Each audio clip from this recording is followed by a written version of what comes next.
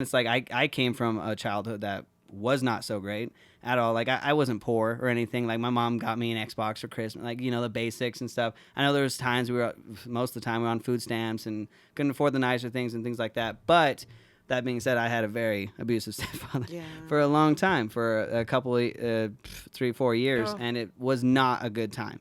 And so when I grew up to be, this guy that's like, when I see somebody getting hurt or being hurt mentally or physically, it's always aggravating me. And I'm a very non-confrontational guy. I would just like kind of just like, oh, that sucks, like that's shitty, and then keep walking.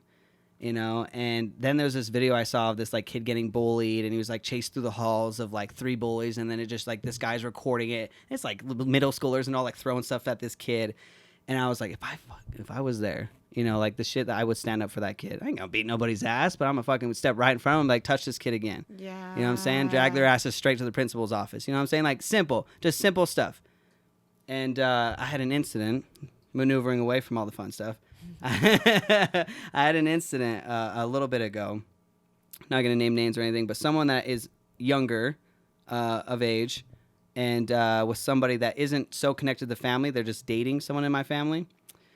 This younger person called me, and this person's always emotional. It's a kid. He's always emotional, and he's always asking, doing things and whatever. And I was, busy. Black Friday was crazy, and I'm running through the store, and I couldn't answer the phone. And so I was like, okay, he calls me. I'm like, hey, what's going on? Like, and he's like, oh, like crying, and he always cries when he wants rides. And I'm like, dude, I'll call you back. Yeah. Call you back, bud. I'm busy. Like Black Friday, I'm getting elbowed in the face right now. You know what I'm saying? Like it was handling crazy. Some business. Yeah. Literally, he called me like right after like Walmart's like unwrap everything, and you're like, fuck, And so I was like, and I knew he was crying, but I just thought I was like, he does that, he cries because he's an emotional kid, and I love that about him.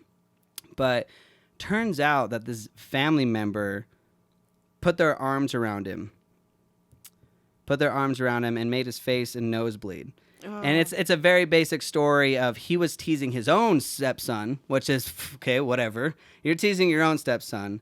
And this person that I know, my person that called me, this kid, said, hey, don't, tease your own son. That's kind of, like, don't do that. And then he started calling him a pussy.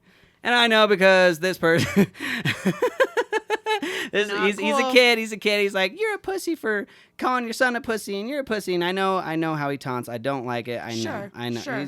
He's a kid. He is a kid. I love this. I need you to know I love this fucking kid with all of my heart, okay? Like, I love this kid. And so I was like, okay, like what? So that he calls him a pussy, then what? So the dude just gets mad that a little kid's calling him pussy, and puts his arm around him, chokehold him, makes him bleed from his nose to his mouth. Nobody witnessed it until he starts screaming, and someone else comes into the room, another family member, and was like, what the fuck is going on? And saw that, and he's crying, and he's shook up. I didn't know about any of this. And quite honestly, Whitney, that's why I wanted to talk to you, because I know you're such a hard person. I've had a hard time because I know if you knew him, he'd be very energetic and cry. He's just a very, very passionate kid. And that's why he's always crying. And it's always like, I'm shopping with I'm shopping with this person, and I'm doing this, and I just want to come home. Can you pick me up? And I'm like, I can't right now, but I can't. Like, I'm working. And he's like, oh, and he just cries because, that's the way he thinks he's getting. He's a kid. Yes. Let me just mention that one more time. He's a kid. Exactly. And so I just I hung up, and now I feel like the biggest piece of shit because he called. I know. But he called me because he needs my help. And it would have took me 10 seconds. And it makes you think, like, why the fuck am I on Black Friday getting materialistic things? When this kid calls me for help, and I decide that shopping at Black Friday is more worth 15 seconds to give him the chance to just 5 seconds to explain to me what's going on. And I wish he said at the beginning. He was crying, he was emotional, he wasn't going to say it right off the bat. And that person was probably still near him, so obviously not. He just kept repeating, I need you to come pick me up. I was like, I'll call you back. And I'm emotional about it. Absolutely. You know what I'm saying? I just... Hell yeah. I don't know. But think about this. He knows that he can call you. And that right there means so much. That right there speaks volumes, that he knows that he can call you. And even if in that moment, okay, so you didn't know what the situation was. How could you? You had nothing to go off of. You had no indicators of the gravity of the situation. So you got to let yourself off the hook for that. There's no way that you could have known. And now that you do, your reaction to that speaks volumes again about you. For him to know that he can call you and he can rely on you and you will be there for him, that means everything. And that means more than how you acted in that moment. Because again, you had no way of knowing. And then once you knew what went down, you're like, oh, hell no. Yeah, I know. I've just been and you leaped into like protector mode. No, thank you. I mean, it seriously, hearing it out loud helps. And I know people have already been telling me this. This was a huge thing. And we can tell you all day long. And I know it takes a minute for you to sit with it weird. And internalize exactly. Isn't that weird? Yeah. It's like I'm so conscious of like, that's the right answer. And then it's just like later I'll be like showering and it just gets in my mind again. And I'm like, it's like intellectually you can understand and like recognize and appreciate that. You're like, okay, yeah, I get that. But emotionally, I'm just still dealing with it. Exactly. Like, I still need to make peace with it with myself. Exactly. Yeah. And it's just like you have those feelings like, should I just run over there and beat his ass? Like, yeah. You know, and it's like I legit never thought that in my life. There's a lot to learn about yourself. You know what I'm saying? Oh. And there's a lot to learn. And so this was just kind of like a big wake up moment. And now, you know, I took him to the movies and I reassured him he's just a kid. You know, he still doesn't understand. And that's what pisses me off more than anything is he's okay. You know, he's kind of moved on from it. And that piece of shit knows this is a kid. Oh, and this is like a 25-year difference. This isn't just someone old. This is someone in their 30s, late 30s to a 11, 12-year-old. It's unacceptable. You know what I'm saying? Like, let alone, like... And that's why you got to take care of your shit and your shadows. And that's part of why I'm so passionate about what I do, too. You got to dig into your shadows. You got to take accountability for what you have going on, the baggage that you're carrying. Some people are dealt some really crappy hands. They just are. Yeah. And you have to take accountability and just play what you're dealt. And you can't let that bleed over onto other people. You got to tangle with your shadows. Whitney, I think you're literally on the spot. Like, I grew up hating the person that abused me. I grew up. I could only imagine. You know, and you naturally, this person, you know, mentally, physically, just the abuse and the abuse of my brothers and my mom and the things I witnessed was just insane. But, you know, years ago, I got to a place where it was just like, why am I mad at this person? You know, like my whole life, I've just been so mad at this person for what they did. And I'm trying to do such great things to try to get away from. I knew that was not the childhood or the environment I ever wanted to be in. A low income, abusive home, things like that. Like, it's just like, it was bad. And I was like, I just want to be educated. I want to have money. I want to do these things. And that's what always pushed me. And I think a lot of hatred really fueled that. Sure, and resentment and all of that, yeah. Exactly. And I think what finally got to it was just like, you know, I don't need to hate this person because you're right. I think this person, I don't know what this person's doing these days. I don't, you know, and I this is weird. I do wish him the very, very best. I do. Because I love that. Yes. Everybody, because this is the thing. What if after finally divorced, you know, whatever, left my mom and things like that, and he turns into this very genuine guy, has more kids or whatever, raises them the best, like he's the best father, he's the best human being, and he's doing all these great things.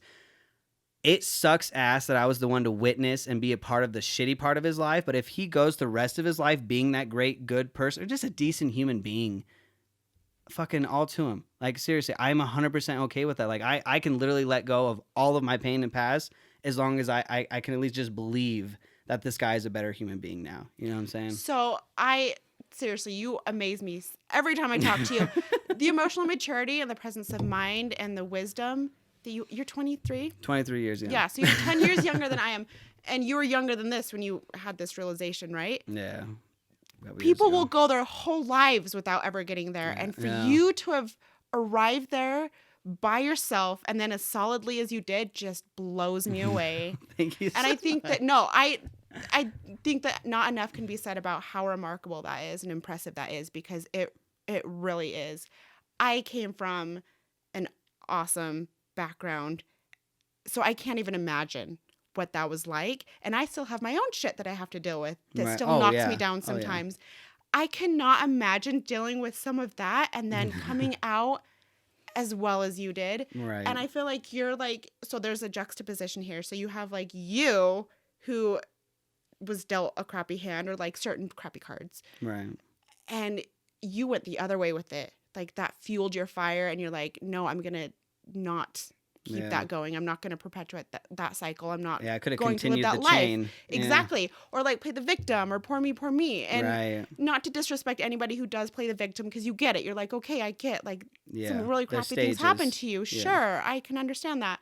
But you're like, no, I'm going to go the other way. And then you have this guy who plays the victim and still hasn't dealt with this shit and is bleeding over onto other people, onto kids, onto innocents. Exactly. That's not cool. So you have like, that's like two shining examples of like what way you could go, and you went the right way. Thank you and so much, yeah, Whitney. Fuck. Seriously, that's so amazing that you just are as cool and adjusted as you are. Thank you. That's I think so rare. Thank you. I think it's a lot of just like, it's a lot of like thinking when you're growing up. It's, I don't know. I wish I could tell you what. Not very many people have those thoughts and like that level of elevated thinking. I would love to say and be like, oh, this was what changed it all. I think going to college kind of just, I think it's kind of a boring answer, but going to college and being educated, I learned how people think and the way they think. And like you said, like, okay, what if his dad beat the shit out of him and then he grew up to beat the shit out of me?